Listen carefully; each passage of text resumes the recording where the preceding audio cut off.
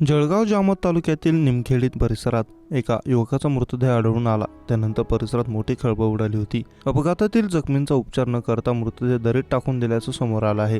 जळगाव जामोद तालुक्यातील मेंढामारी येथील युवक मनसाराम छत्रसिंग वास्कले हा लग्न समारंभाकरिता सातपुडा पर्वतरांगांच्या जंगल परिसरात भिंगारा येथे गेला होता.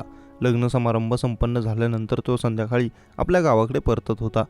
तेव्हा बुलढाणा जिल्ह्यातील जळगाव जामोद शहर नजीक असलेल्या गोराळा धरणाजवळ एक मालवाहू पिकअप वाहनाने त्याच्या मोटरसायकलला जबर धडक दिली. यामध्ये तो गंभीर जखमी झाला.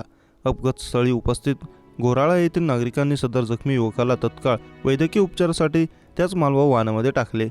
दरम्यान वाहन मालकाने त्या गंभीर युवकाला दवाखान्यात घेऊन जातो असे सांगितले. तो घटनास्थळावरून त्या जखमी युवकाला घेऊन पसार झाला, परंतु त्या वाहन मालकाने सदर जखमी व्यक्तीस वैद्यकीय उपचारासाठी कोणत्याही दवाखान्यात नेले नाही. त्याला सातपुडा घाटातील एका दरीत ढकलून दिल्याचं अमानवीय कृत्य केलं आहे.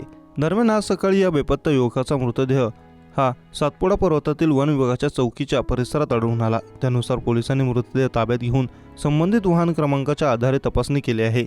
ठाणेदार आनंद महाजन यांनी आपले तपासचक्र गतिमान करून एका तासाच्या आत आरोपीला जेरबंद केला. सदर आरोपी विविध कलमांच्या आधारे कलम 304-201 नुसार गुन्हा दाखल केला आहे.